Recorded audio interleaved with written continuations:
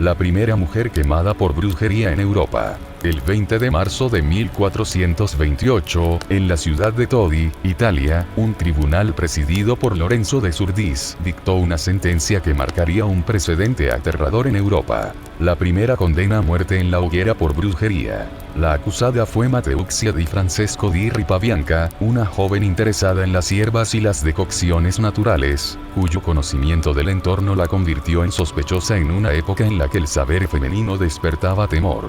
Los cargos fueron 30, desde infanticidio y pócimas de amor hasta supuestas invocaciones satánicas. Mateuxia lo confesó todo, pero solo después de brutales torturas que la llevaron a la alucinación y a renunciar a su defensa. En la mentalidad de la época, su dolor era considerado una prueba de culpa. Si hubiera sido inocente, decían, Dios la habría librado del sufrimiento. Con la cabeza cubierta, las manos atadas y montada en un burro, Mateuxia fue conducida al lugar de ejecución. Allí, la hoguera consumió no solo su cuerpo, sino también el destino de miles de mujeres que, siglos después, sufrirían la misma acusación. Ser brujas por el simple hecho de conocer, sanar o querer ser libres. Y recuerda darle like a la página para más historias.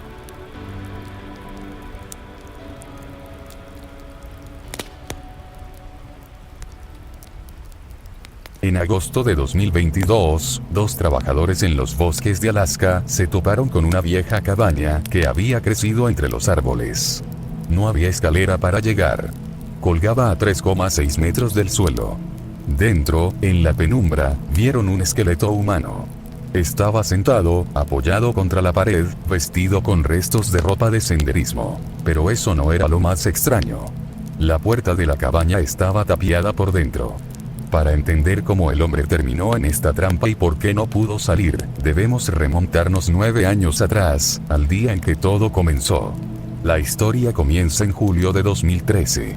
Patrick O'Hara, de 34 años, especialista en informática de Vancouver, llega a Ketchikan, Alaska. No fueron unas vacaciones espontáneas.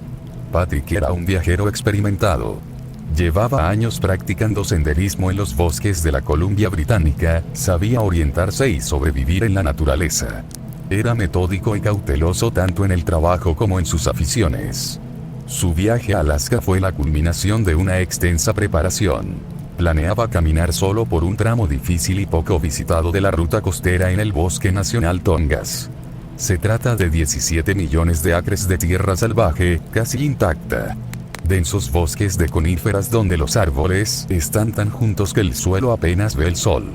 La lluvia constante convierte a Ketchikan en uno de los lugares más húmedos de Norteamérica, y la niebla, espesa y repentina, capaz de oscurecer cualquier punto de referencia en cuestión de minutos.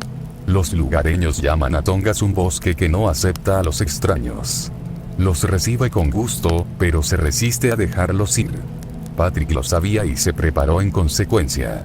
Fue visto con vida por última vez en una tienda de artículos para turistas y de caza en el puerto. Si te está gustando esta historia, recuerda darle like a la página, seguirme en mis redes sociales y suscribirte. Continuamos. El vendedor, un anciano llamado Gary, recordó más tarde su conversación con la policía. Según él, Patrick no parecía el típico turista que subestima Alaska. Sabía exactamente lo que necesitaba. Una marca específica de bombonas de gas para su hornillo, paquetes de comida liofilizada calculados para exactamente 10 días, cerillas resistentes al agua y una brújula nueva, aunque ya tenía un navegador GPS.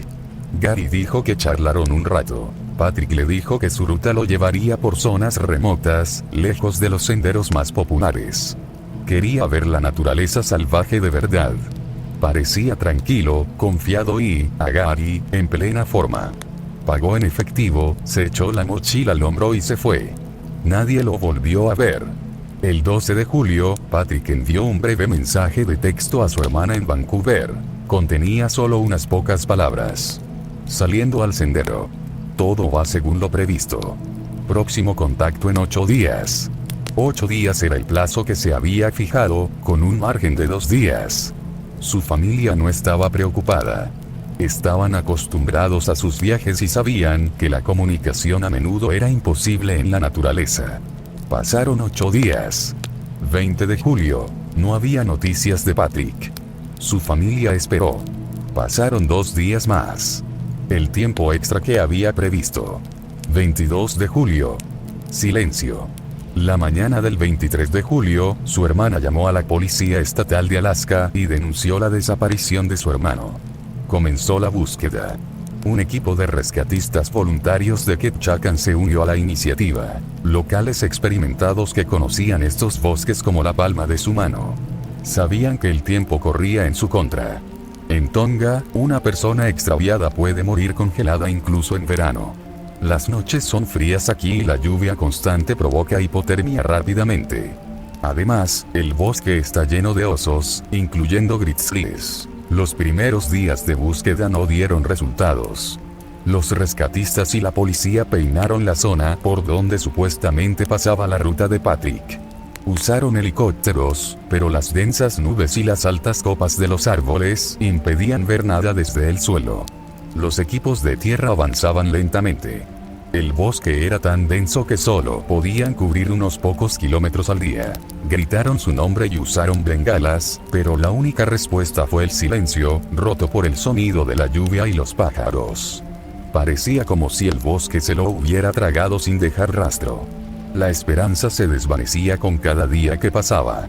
En tales condiciones, si una persona resulta herida, por ejemplo, si se rompe una pierna, sus posibilidades de supervivencia son prácticamente nulas. Los buscadores ya se preparaban para lo peor. Ya no buscaban a una persona viva, sino un cuerpo. Y entonces, al 7º día de búsqueda, uno de los grupos se topó con algo. A unos 800 metros del sendero principal, en un pequeño claro junto a un arroyo, vieron su tienda de campaña. Pero el descubrimiento planteó más preguntas que respuestas. Este no era el campamento de un hombre en apuros. Todo estaba perfectamente ordenado. La tienda de campaña no solo estaba doblada, sino enrollada profesionalmente y guardada en su bolsa de compresión. Junto a ella yacía su mochila, también completamente montada. El saco de dormir, la esterilla y la ropa estaban perfectamente doblados y listos para ser transportados. No había señales de forcejeo en el suelo, ni comida esparcida que pudiera atraer animales salvajes. No había rastro del propio Patrick. Los peritos forenses que llegaron al lugar quedaron desconcertados. La escena parecía absurda. Parecía como si Patrick O'Hara se hubiera levantado por la mañana, hubiera desayunado tranquilamente, hubiera empacado cuidadosamente todas sus pertenencias, hubiera levantado el campamento, hubiera dejado su mochila en el suelo, dispuesto a partir, y luego hubiera desaparecido. 13 años después de que un detective desapareciera en Aguascalientes en 1994, Viñador encuentra esto en un barril. El martillo golpeó el metal oxidado con un sonido seco. Joaquín Herrera limpió el sudor de su frente mientras examinaba el barril número 47 de la bodega San Rafael. El contenedor llevaba 13 años almacenado en el rincón más oscuro del almacén, acumulando polvo y olvido.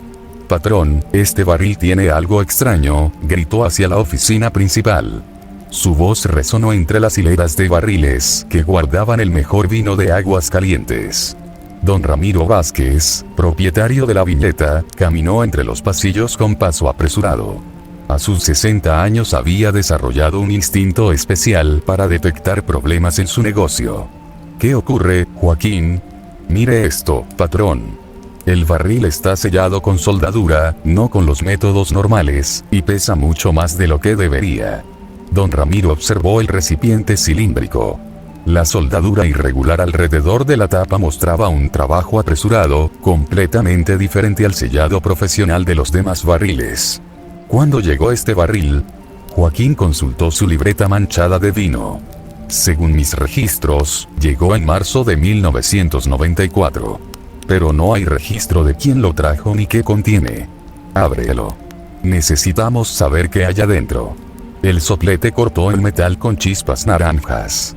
El olor a hierro quemado se mezcló con el aroma dulce del vino añejo. Cuando la tapa cedió, un hedor putrefacto llenó el aire del almacén. Joaquín retrocedió tapándose la nariz. «Dios mío, patrón». Dentro del barril, envueltos en plástico negro, se encontraban los restos humanos de un hombre. La ropa descompuesta aún conservaba pedazos de una camisa azul y pantalones de mezclilla, pero lo que más llamó la atención fue la placa metálica que brillaba sobre el pecho del cadáver. Si te está gustando esta historia, recuerda darle like, dejar un comentario y suscribirte. Continuamos. Don Ramiro se acercó con cautela y leyó la identificación. Detective Raúl Mendoza Vargas, Policía Judicial del Estado de Aguascalientes. Joaquín, llama inmediatamente a la policía. No toques nada más. El viñador corrió hacia el teléfono de la oficina, mientras don Ramiro permaneció junto al barril observando los restos del detective desaparecido. Recordaba vagamente los periódicos de 1994 que hablaban sobre la misteriosa desaparición del investigador. La comandante Patricia Ruiz llegó 30 minutos después acompañada de 2 agentes y el médico forense. Su experiencia de 15 años en homicidios la había preparado para escenas perturbadoras, pero encontrar a un colega desaparecido siempre generaba emociones especiales. ¿Cuándo descubrieron el cuerpo?, preguntó mientras se ponía guantes de látex. Hace 1 hora, respondió don Ramiro. Íbamos a revisar todos los barriles viejos para la renovación del almacén. El médico forense Alberto Campos examinó los restos con cuidado profesional. Por el estado de descomposición y las condiciones del barril, calculo que lleva aquí más de 10 años. Los policías tomaron todas las evidencias, don Joaquín y don Ramiro ya no supieron nada más del caso.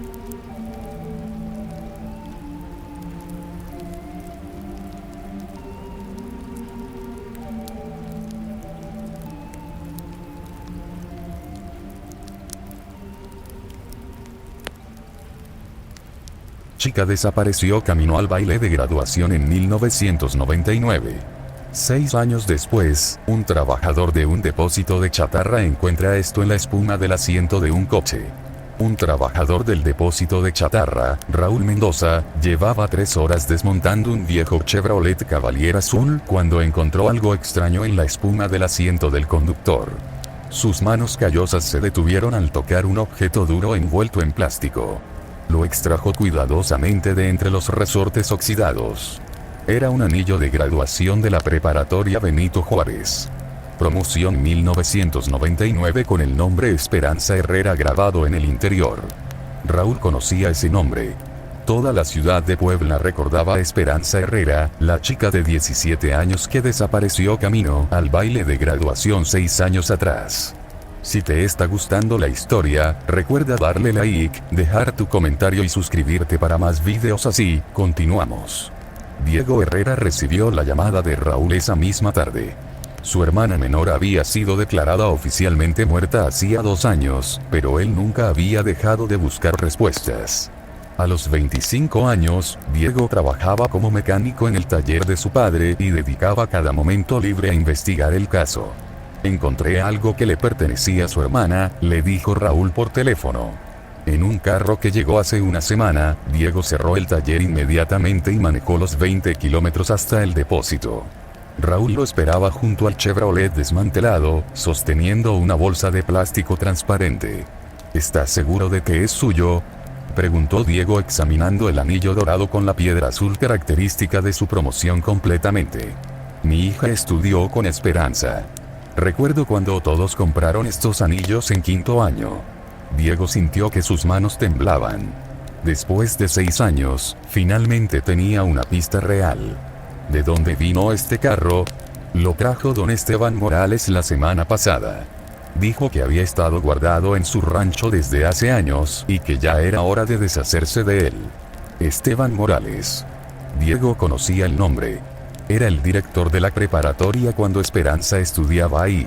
Un hombre respetado en la comunidad, casado, padre de 2 hijos. Mencionó por qué había estado guardado tanto tiempo. No, solo dijo que ocupaba espacio y que mejor lo vendiera para chatarra. Me pagó para que me lo llevara inmediatamente. Diego inspeccionó el interior del vehículo. Los asientos habían sido retirados, pero pudo ver manchas oscuras en el piso metálico. El volante mostraba signos de haber sido limpiado con químicos fuertes. Diego con esperanza y temor preguntó si encontró algo más. Raúl con terror y tristeza negó con la cabeza y no se supo nada más del caso. Sibora Gagani tenía 22 años, era de origen albanés y también ciudadana italiana. En 2014 se mudó a Torremolinos, España, para vivir con su pareja, Marco Gallo Romeo. Al principio, todo parecía ir bien, pero con el tiempo, la relación se fue apagando, así que ella decidió terminarla. El 7 de julio de 2014, Sibora fue al piso que compartían para recoger sus cosas y, según su familia, para hablar con él por última vez. Pero después de ese día, misteriosamente, nadie volvió a saber de ella. Pasaron las horas, luego los días, y como no contestaba llamadas ni mensajes, su familia denunció su desaparición.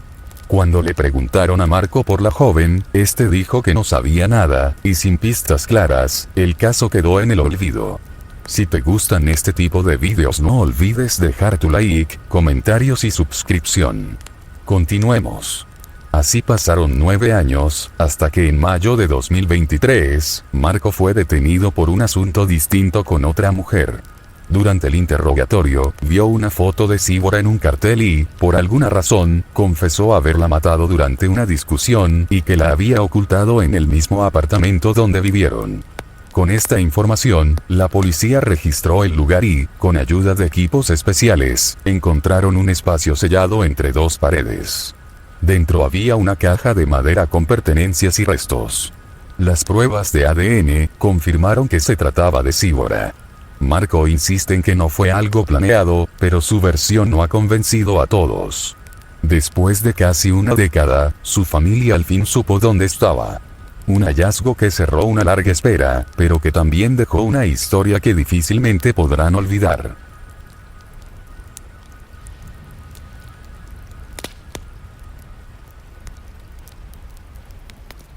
Era un día de celebración que se convertiría en la pesadilla más oscura que una madre podría vivir. Julio de 1985, Disneyland, California. Dos gemelas chinas de 12 años, Mariana y Liliana Chen, desaparecen misteriosamente después de posar para una foto con Mickey Mouse. Su madre sale al baño por apenas 7 minutos y cuando regresa, sus hijas han desvanecido como si la tierra se las hubiera tragado. ¿Qué sucedió realmente ese día en el lugar más feliz de la Tierra? ¿Por qué la investigación policial fracasó completamente? ¿Cómo es posible que dos niñas desaparezcan sin dejar rastro en el parque temático más vigilado del mundo? Después de 28 años de silencio sepulcral, excavadores trabajando en una construcción harán un descubrimiento macabro que revelará una verdad más horrible de lo que nadie podría haber imaginado. Dos pequeños esqueletos enterrados junto a la cabeza de Mickey Mouse en un drenaje abandonado contarán finalmente su historia. Esta es la investigación que desentrañó uno de los casos más perturbadores en la historia de Disney, donde la magia se convirtió en terror y la justicia tardó casi 3 décadas en llegar. Asegúrate de suscribirte al canal para no perder más casos como este y cuéntame en los comentarios desde dónde estás viendo. Era el 15 de julio de 1985, un día que debería haber sido perfecto para celebrar. Las gemelas Mariana y Liliana Chen acababan de cumplir 12 años y su madre Fernanda había planeado el viaje de sus sueños, una visita a Disneyland en California. La familia había emigrado de China 3 años atrás, buscando una nueva vida después de la trágica muerte del padre de las niñas en un accidente industrial, cuando apenas tenían 4 años. Fernanda trabajaba dobles turnos en una fábrica textil para poder costear este viaje especial. Había ahorrado cada centavo durante meses, sabiendo que sus hijas merecían esta alegría después de tanto sufrimiento. Las gemelas eran idénticas en apariencia, pero diferentes en personalidad.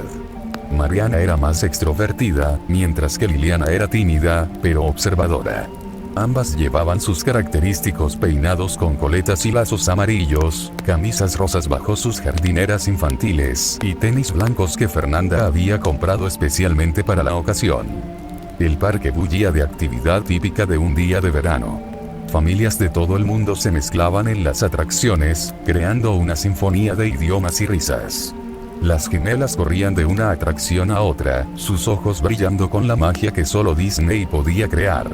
Fernanda la seguía con una sonrisa, capturando cada momento con su cámara Kodak. Todo parecía perfecto hasta que llegó el momento que cambiaría sus vidas para siempre. Cerca de las 3 de la tarde, las niñas pidieron tomarse una foto con Mickey Mouse. Era su personaje favorito y habían esperado toda la mañana para este momento. El empleado, vestido como Mickey, parecía amigable, haciendo gestos exagerados que provocaban risas en las pequeñas. Fernanda tomó varias fotos sin saber que serían las últimas imágenes de sus hijas con vida. Fue entonces cuando la necesidad urgente de ir al baño la obligó a tomar una decisión que la atormentaría por el resto de su vida. El empleado de Mickey le aseguró que cuidaría de las niñas mientras ella se ausentaba unos minutos.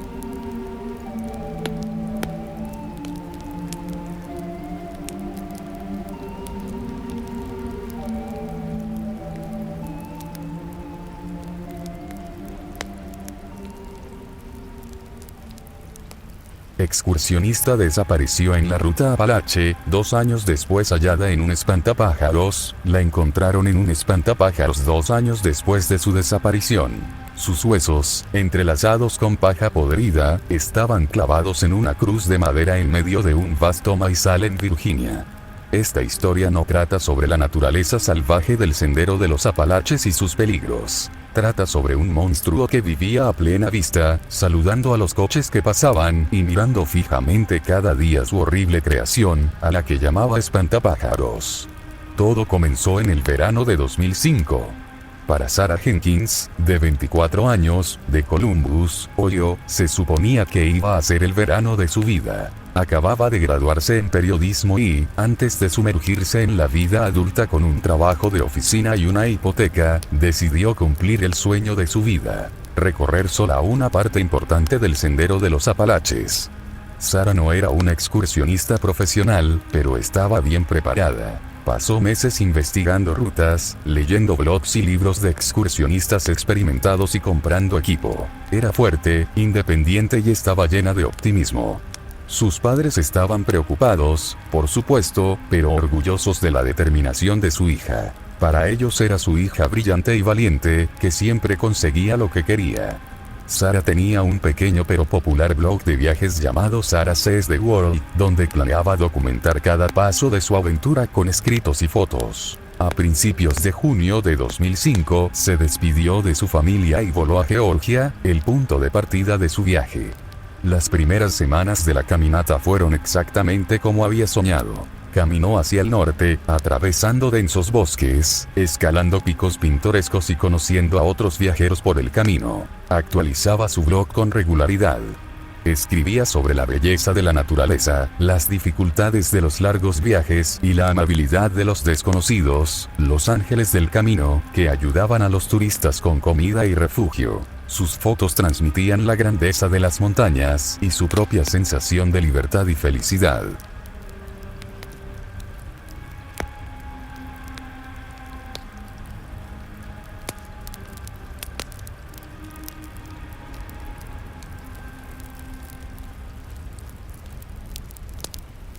En el invierno más cruel de 1943, cuando el gueto del Lviv se derrumbaba bajo el hambre, las enfermedades y el terror de las deportaciones, una madre tomó la decisión más dura que un ser humano puede imaginar. No pensó en sí misma, sino en la vida de su hijo. Con el gueto a punto de ser aniquilado, un grupo de trabajadores polacos del alcantarillado arriesgaba todo para sacar clandestinamente a niños judíos a través de túneles oscuros y helados. Aquella noche, la joven madre envolvió a su bebé en un chal gastado, lo colocó en un cubo de metal y, con un último beso en la frente, lo entregó a la oscuridad. Mientras lo bajaban hacia las cloacas, susurró con la serenidad de quien ama más allá de sí misma: «Crece donde yo no puedo». Ella no salió del gueto. Nunca más se supo su nombre ni su tumba. Su destino se perdió en el silencio, como el de tantas madres anónimas que eligieron morir para que sus hijos vivieran. El niño, frágil y enfermo, sobrevivió. Fue llevado a través de las entrañas de la ciudad y emergió a la vida. Décadas después, convertido ya en hombre y con un futuro que solo existía gracias al sacrificio de su madre, regresó al Lviv. Llevaba una rosa en la mano. Se detuvo frente a una vieja tapa de alcantarilla oxidada, cerca del antiguo gueto, la depositó en silencio y murmuró: «Aquí empezó mi vida». Fue en ese lugar, en la oscuridad del subsuelo, donde su madre entregó todo lo que tenía para darle un destino. En tiempos donde el amor parecía imposible, ella lo convirtió en un acto eterno. Porque incluso en Auschwitz, en Lviv, en los guetos y en las sombras del odio, el amor de una madre brilló más fuerte que la muerte.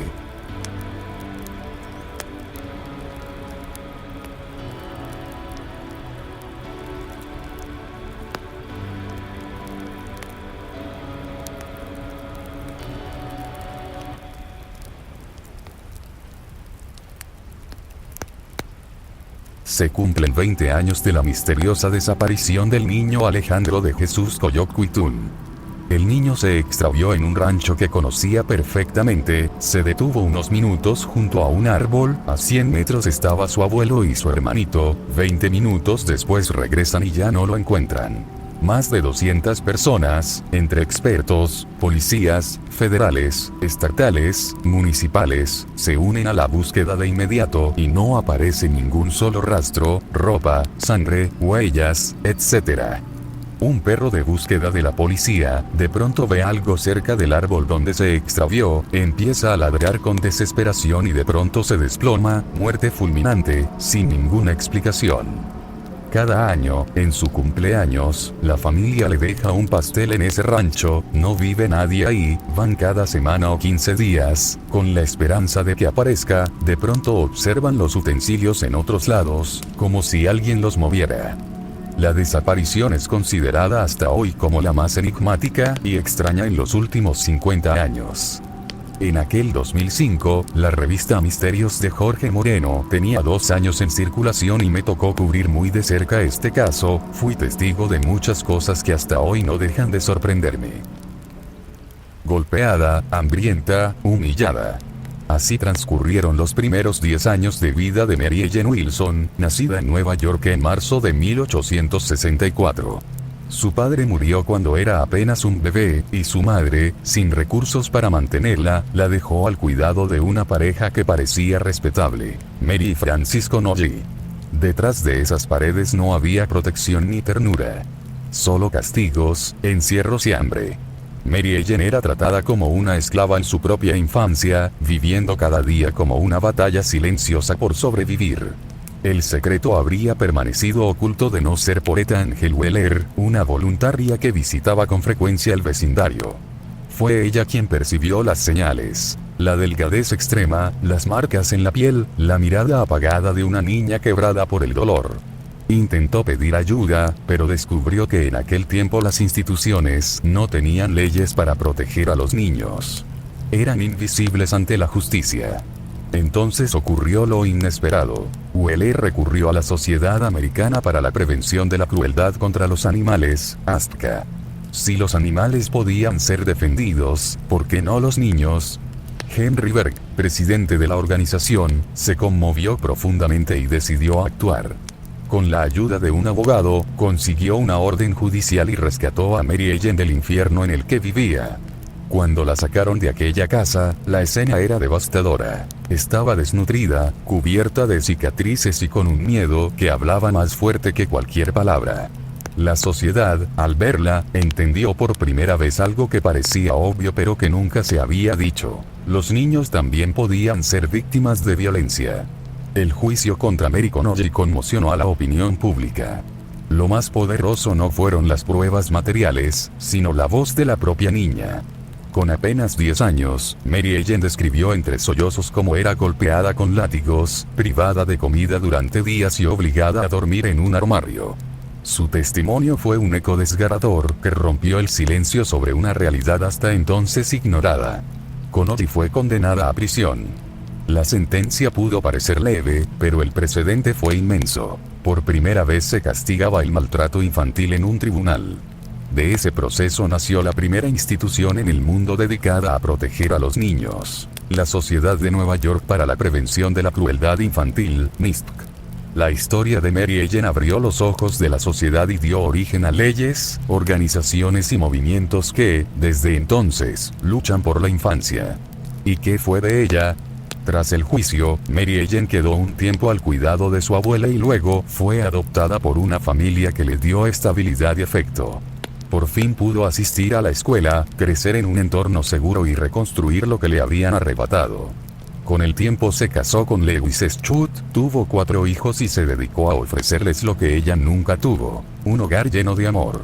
Mary Ellen Wilson pasó de ser una niña silenciada a convertirse en el símbolo que despertó a toda una sociedad. Su dolor no fue en vano. Gracias a su valentía, la infancia dejó de ser invisible y comenzó a ser reconocida como un derecho que debía protegerse.